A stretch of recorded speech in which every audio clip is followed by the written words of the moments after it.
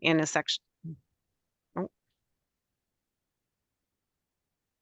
just started recording. I'm Teresa Bosco from City of Toronto, Manager of Policy and Planning and Urban Forestry. I guess we didn't get to the bios. I've been here for 25 years now, working in policy and planning in the past 8 years or so. Got my start here though in parks planning, and then working with volunteers to do tree planting events in natural areas as part of naturalization projects.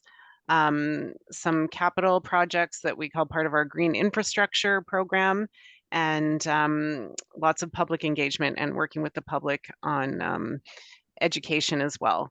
I'm here with Connie Pinto. I'll let her introduce herself later, but she works in policy and planning with me as a supervisor of policy and standards, and she's been managing this tree canopy and tree equity portfolio for several years now. So I'm going to do the intro and set the stage for tree equity, and then Connie will get into the weeds of that. So next slide, please.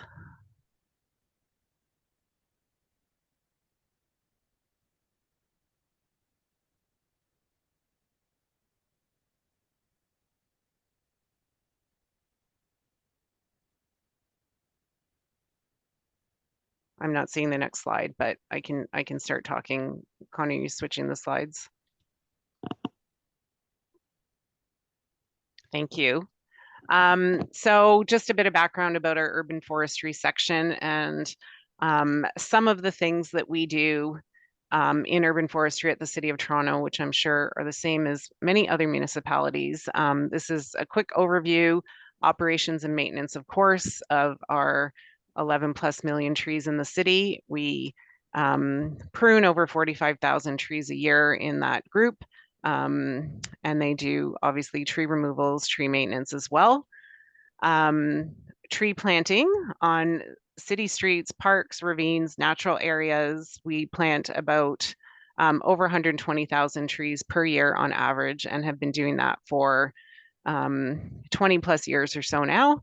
Tree protection and plan review, that's administration and enforcement of our bylaws, processing tree permits for removals and injuries across the city, and reviewing development plans and construction plans across the city.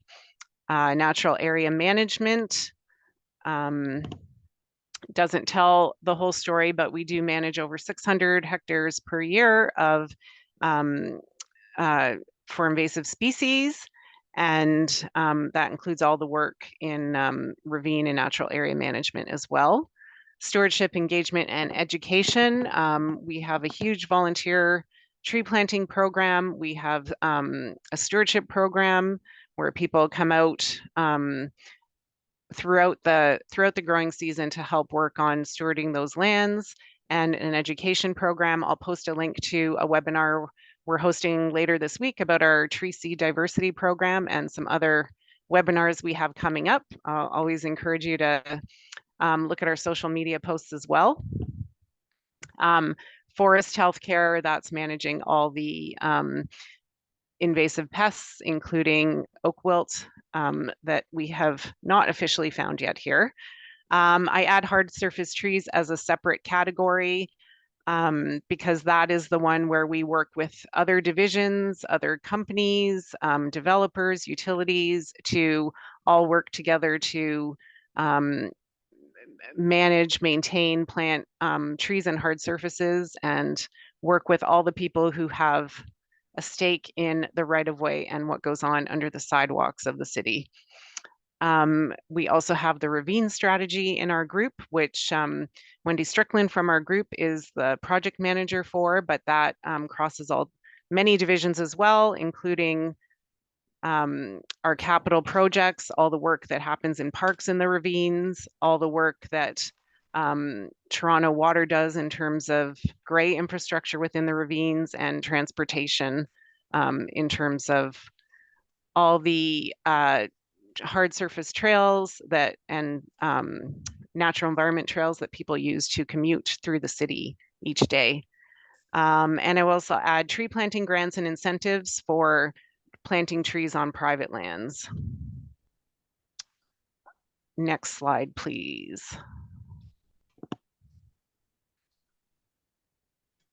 So that's about our group. Our urban forest is, we have over 11 million trees. 55% of that approximately is on private land, over 1,500 parks, over 300 kilometers of paved trails, another 300 kilometers of natural trails, 8,000 hectares of parkland, which is 13% of the city's land area. And our ravine system is over 11,000 hectares of land, which is 17% of our land area. 60% of that is public, and 40% of that is private land. Next slide, please. So all of this is rooted in our strategic forest management plan, which is our guiding document that all those programs come from. All the structure of our group is based in this SFMP. It is based on data from a 2008 tree canopy study, which had our canopy cover at 28% and 10.2 million trees. You'll notice we have, like other strategies, a vision, some strategic goals, some service pillars, and I won't read them out, but I'll just point out that one of the strategic goals back in 2012 was to achieve equitable distribution of the urban forest across the city. I will also point out, if you're looking at the plan, you may notice it says 2012 to 2022, which has come and gone. But we do still talk about this plan as our guiding document in conjunction with all the new strategies, findings, and actions that we're doing now, based on our newest tree canopy study, which I'll talk more about. And like I said, our other strategies, like our tree planting strategy, our ravine strategy, and this tree equity approach. And in the plan, there was a target of 40% canopy cover by 2050. And I will say that that has recently been reaffirmed by City Council in 2022. So we are still working towards the goal of 40% canopy cover by 2050. Next slide. Thank you. So that was, like I said, based on a 2008 tree canopy study. We've committed to doing a tree canopy study every 10 years. The last one then was in 2018. And that's where all our new information is coming from now. So obviously, we're trying to identify trends and correlations between canopy change and all the influencing factors that we know about. And this helps us act, plan, budget, and program accordingly, and will help us for, well, I was going to say the next 10 years, but we're already 5 years in. So it's based on a few different methodologies. Of course, the canopy assessment methodology, I'll talk a bit more about that on the next slide. But two methods were used: random sample manual interpretation and an automated land cover classification. Excuse me. We also used iTree eco-analysis based on field data, and as well another one for our street trees, which was based on current inventories that we have in our work management system.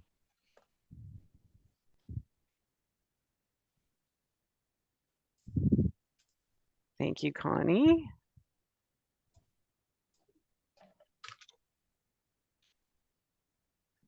So the next slide is just about how our field data collection worked. So this was part of our iTree eco-analysis. So two different things.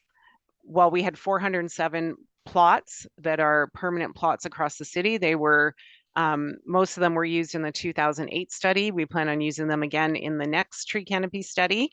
Our data collected, the different types of data collected are the typical things you'd think of: tree cover, tree count, tree diameter, species and all those kinds of things. I can go into more detail or provide more detail if you need it. We also looked at invasive plants for that and use the iTree eco assessment to do that. Next slide, please.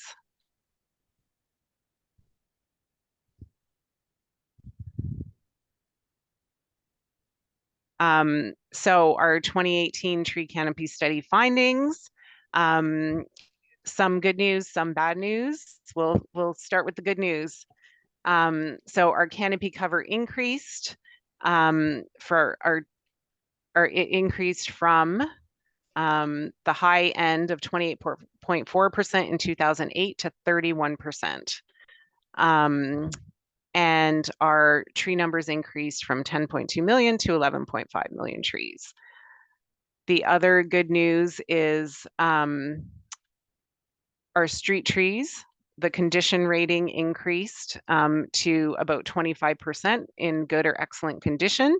And it showed that they make a significant disproportionate positive contribution to the urban forest. Excuse me, I'm going to need to drink some water. Losing my voice.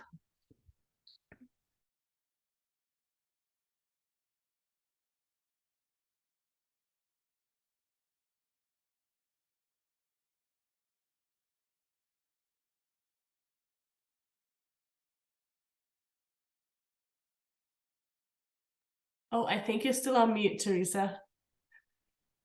I got it. I'm here.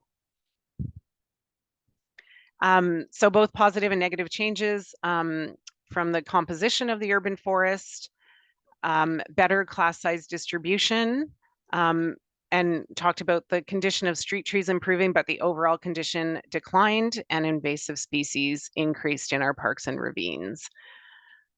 And the other story is about our impervious land cover, which increased since 2008, but also, I guess, the bigger, possibly more troubling numbers increased 3.6% since 1999. And that means our plantable space, our growing spaces have decreased, and our potential for increasing our canopy goes down a little bit with that. So we looked at the conversion from pervious to impervious, and the biggest increase in that was our category of single family residential, which obviously is on private land, as you may or may not have predicted. So these are just some results from our iTree eco analysis. There was for the first time, we did a separate study with our street trees, like we talked about before. But this shows the dollar value of benefits that our urban forest provides to our city, and shows that we also had an increase in our number of street trees. Like I said, an increase in the good or excellent condition of those, and a reduction in the number of Norway maples, which is a good sign that shows our undesirable species are decreasing. And that's just a function of, as they're being removed, as they're aging, dying, or require removal, we're not replacing Norway maples with Norway maples. So it's 55 million in the benefits. It talks about the amount of the dollar value of carbon sequestration, but it also translates to 35,000 tons of carbon sequestration annually. So next slide, please, Connie. So this is our lead into tree equity. We have all these results. What does it tell us? It tells us that we need to provide these benefits. There's benefits to the urban forest, and we need to provide them to everyone. We can't just have them in the areas where, there's lots of great tree cover down the streets, or lots of ravines in those areas that people can access. and that people can benefit from. So our tree equity, this is the start of our discussion about our tree equity approach. Basically, it's whether the neighborhood has the right number of trees so everyone can benefit. This is an indicator. They can benefit from all the benefits that the urban forest provides, health, economic, social benefits, mental health benefits. Whereas we're finding studies all the time that talk about these things in different contexts, but that is, the general scientific consensus at this point. So, we've always had good canopy cover, but when we look at it, it is not distributed equally across the city. And you can see by the map there that it's not. So this is kind of zooming in on the neighborhood level and seeing how people actually access and interact with the tree canopy and with the urban forest at a human scale. So we can also say it as a description of looking at the tree canopy gap with an equity lens. So I think I'm gonna let Connie take over. I was just gonna say, so this was developed by American Forests, and it's based on this data-driven decision making that Connie will go to talk about in detail at this point. Thank you, Teresa. So Connie, you're up. All right. Good morning, everyone, and I'll echo the happy Tree Day. My name's Connie Pinto. I do work in the Forestry Policy and Planning Group as a supervisor in policy and standards right now. And I was tasked in my former position to undertake and oversee the 2018 canopy study and the subsequent interpretation and use of the data. And in that exercise, one of the things that Teresa mentioned is that we are looking at how do we better distribute the urban forest across our landscape. And to that end, our director asked me to look at ways that we might action the data. And I was very fortunate to stumble across American Forest's tree equity score analysis tool because it did what I wanted to do, but it was simple and repeatable. So let me tell you a little bit about it. Here we go, tree equity score analysis. As Teresa said, it's really talking about the intersection between tree canopy gap and equity factors. How does it work? We look at the existing conditions, we determine the opportunity for canopy growth, and that is with respect to the land classification data that you mentioned earlier, and then applying an equity factor. American Forests originally proposed a methodology that used 5 equity factors: low income, unemployment, visible minority, vulnerable population, and heat island severity. We use those factors to run our first tree equity score analysis, but there will be another. Just recently, American Forest has modified their approach. They now include 6 equity factors, and they've modified the application of density in their calculation, but more about that in a sec. The key value really of the equity approach is that it is a no pre-selection cutoff value.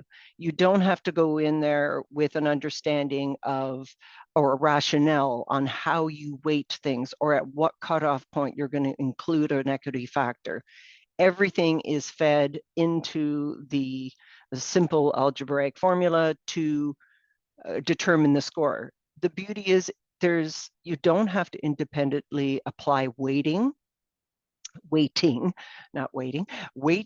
to each of the equity factors or provide the rationale for each of them. So they stand on their own. They, not to get into too detail, but they do get normalized and you come out with an equity score.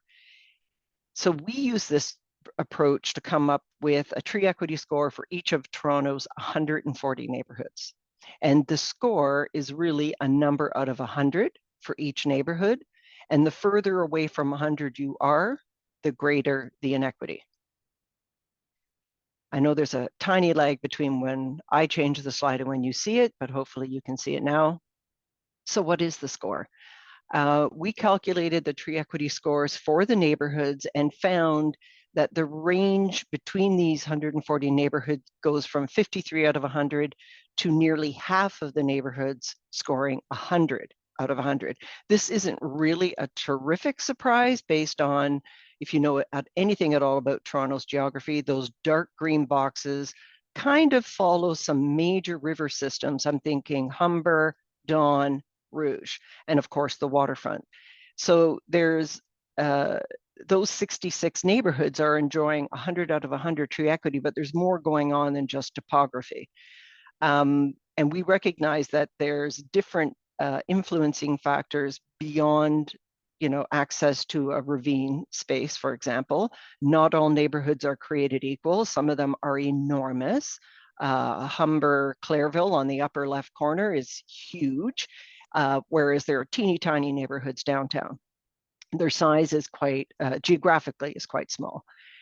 We also recognize that the ravine system houses rather 38% of the tree canopy. So it represents 17% of the land, but it represents 38 or a third essentially of all the trees in the city or in the ravine. So hence the dark green that is flowing down to the waterfront. The other thing we have to acknowledge is the influence of land use.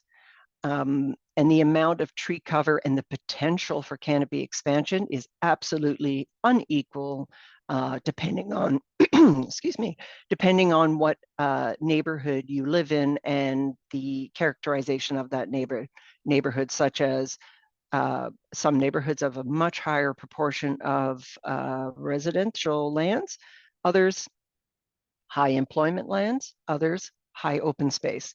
So we have to recognize that. So what we did is we ran the analysis a couple different ways, kind of splicing and dicing to see what happens. We ran it with two factors. One, we looked at the employment lands and we took them out. We just took them out. All of this is digital, so it's just a simple question of turning things on and off. We ran the numbers again and we found out that 8 neighborhoods score less than 80 out of 100 if we take that away. What's really, I guess, not surprising to people who live in the city, if we ran it and we excluded the ravine lands, which, as I already said, is a big contributor to the canopy cover, we discovered 22 neighborhoods. So we jumped from 13 neighborhoods, all things being equal, to 22. The meeting's going on and I can't get the sound going. I'm sorry, I think that someone has their mic on. That we discovered that there are 22 neighborhoods with a score less than 80. So that's a big jump and speaks to the influences that are happening in every municipality based on the way they were developed, their build out, everything. Their topography certainly has a big role to play. As I said, there is one neighborhood that has the lowest score. It had the 53. It's Humber Summit. It's sort of in the middle left. Are you trying to talk to someone? Well, this is the And meeting. again with the Meeting for what? microphone. See, that's the area, right? I will What are wait we- until you stop What are you speaking talking about? off camera. Whoa, stop. What are you talking about? I don't Meeting think they for want what? us to actually hear this This is conversation, a do they? meeting. Thank you. Even when we look at these land use influences, sometimes the same neighborhoods end up in the bottom. And to that, I speak to a neighborhood called Humber Summit. It's around York University, the northwest end of the city. It has the lowest score in the city, 53. It's a terrible score. It says a lot in just one number. But this number, even if I take out the ravine lands, it's still in the bottom. However, if I take out employment lands, it starts to go up. So there's other factors that are affecting the number, and we have to recognize those and do a deeper dive. I'll just go on to the next slide. So what do we do? What do we do with this information? First, I should tell you that we based the tree equity score on 2 things that have changed. One, we use the 2016 Census Canada data because that's what we had. We use the 2018 land cover data because that's what we had. And third, we used the neighborhood boundaries of 140 because that was the city boundaries at the time. Those two of the three have changed. We now have 2021 census data that literally came to my inbox last week. And we also, the city has also made a change with respect to the neighborhood boundaries. There's now 158 neighborhoods. The only thing that didn't change is the 2018 land cover data. So we will be rerunning our analysis. So everything I just said there, we're going to be translating to 158 with updated census data. And really, it's an interesting exercise to understand how it changes based on that slight nuance of new demographic data and where the boundaries are, because the reason we've changed from 140 to 158 is to reflect the intensity of population growth within certain neighborhoods. And it's an administrative decision, but some neighborhoods are cut in half, for example. And if they're cut in half because of population, one half might get all the parks and the other half did not. So there's definitely going to be an impact on the tree equity score. So what do we do with this now that we have it? Well, we take this information to our internal partners first. We talk about how we can influence and provide a characterization of a neighborhood or a study area with not only the canopy information, but with a projection of, or rather more information, the nuance around tree equity.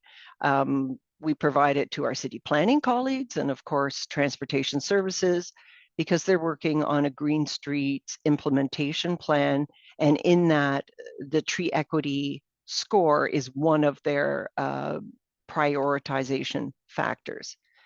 In the low tree equity neighborhoods, there's a couple of actionable things that a municipality could do.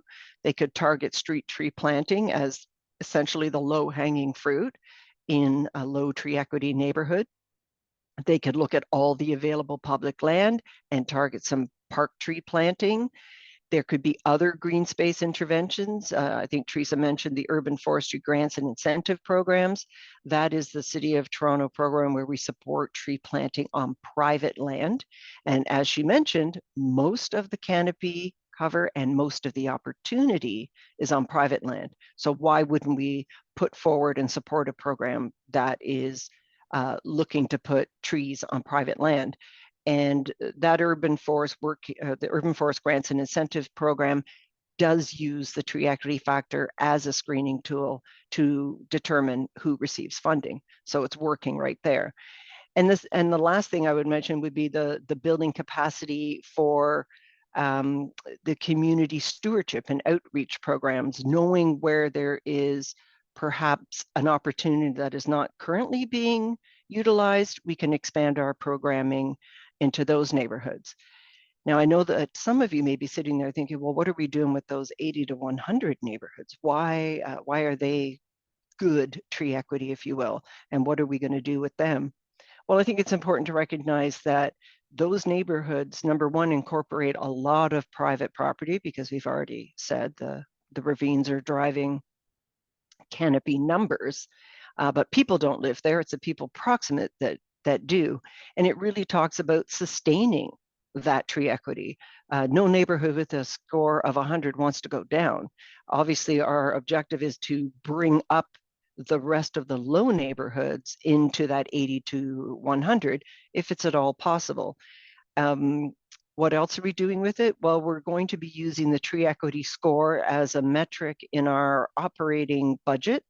So we'll be speaking to how much effort we do in those low tree equity neighborhoods, with the goal that when we run our next canopy study and rerun the analysis, that we see some movement there, so that that lowest neighborhood, for example, the one I mentioned, Humber Summit, that 53, maybe it goes to a 54. You know, maybe we're able to make that change based on the effort that we do in that 10-year period. But that's really not the big news. That's the little news. The big news is what we're doing with American forests.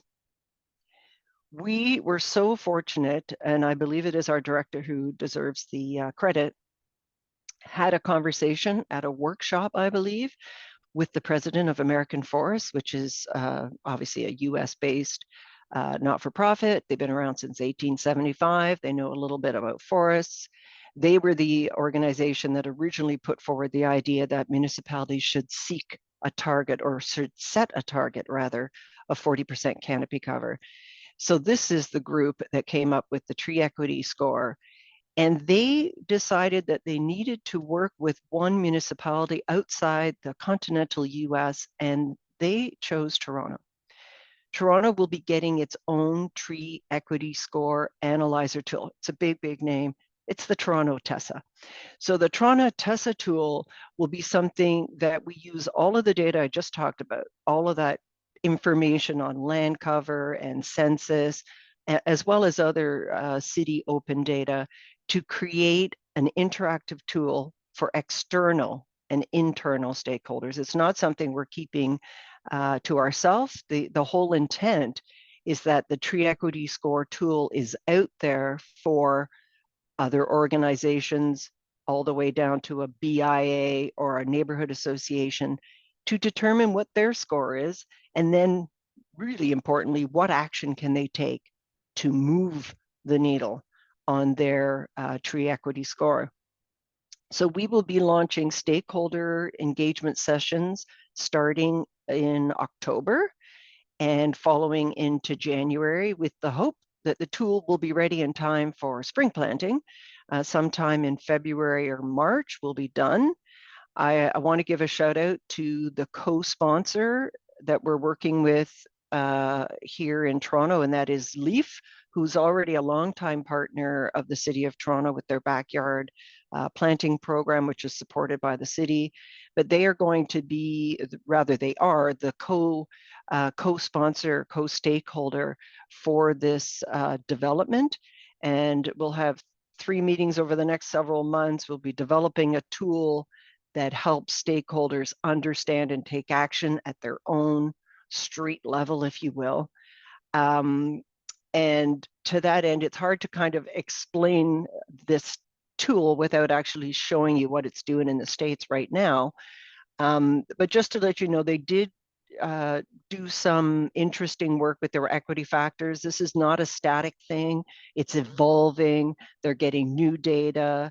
They're looking at comparatives on the existing tool that they have for, I believe it's for about 80% of the US in an urban center right now could find out their tree equity score.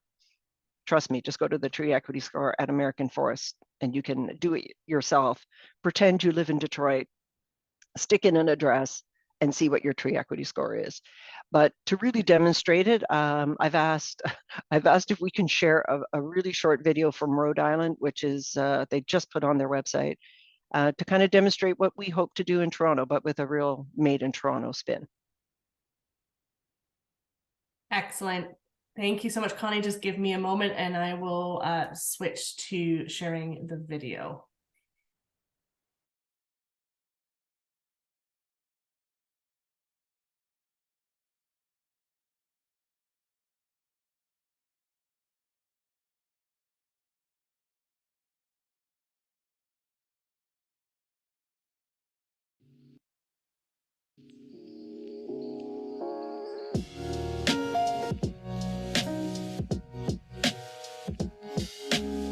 I grew up in the capital of the Dominican Republic, Santo Domingo. Even though it is a city, there's still a lot of greenery. We had really tall trees that shaded the whole house. I was 7 years old when I moved to the US.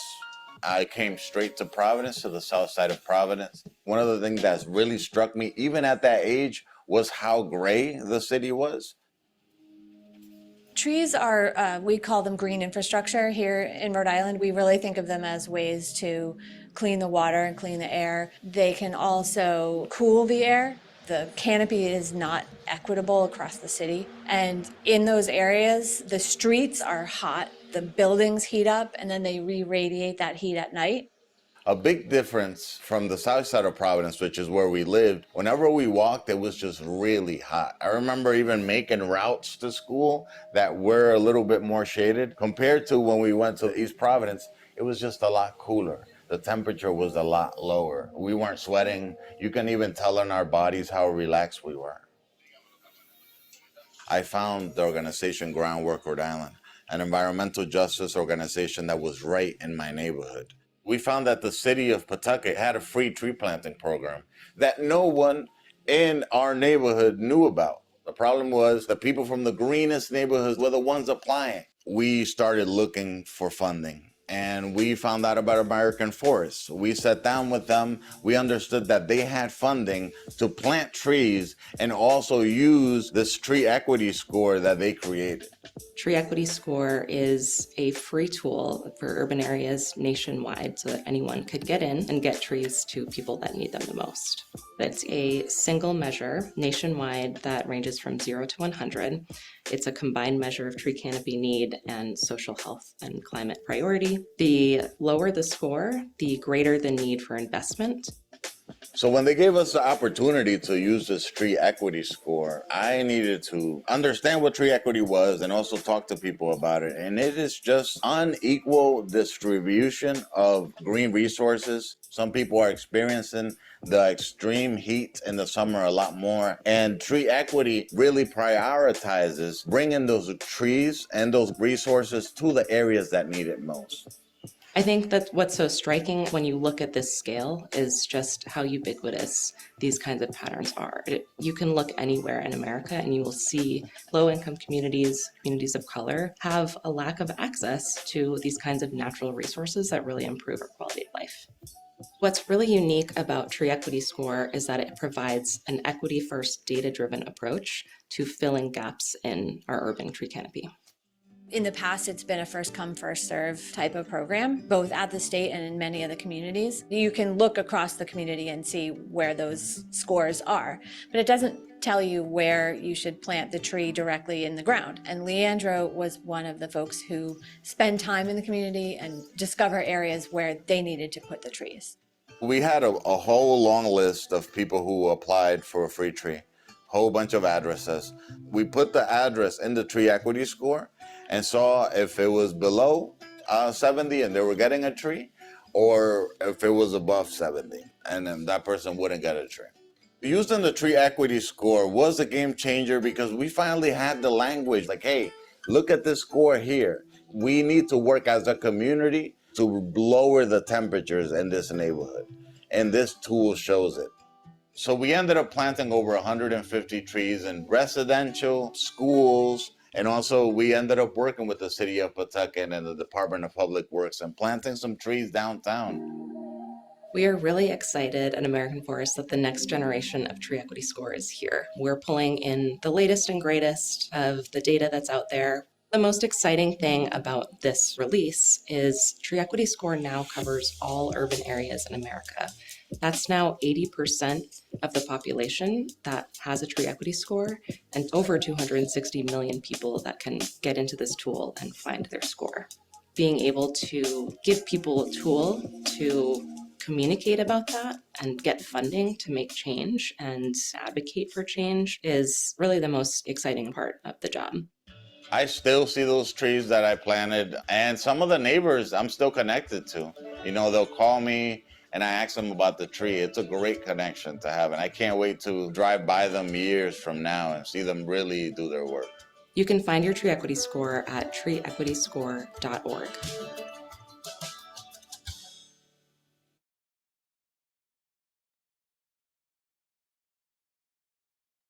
Thanks, Connie. Anything over to you for final remarks? I think I'll just leave it with this fantastic image of a utopia, Toronto, I would say, of 100% canopy cover.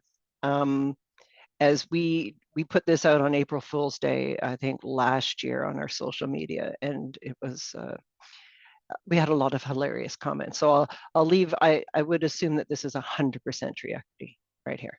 Fabulous. We'll If get you could 100. share your screen so we could see that image, that would be Oh my gosh. What No, it's okay. We're bouncing around.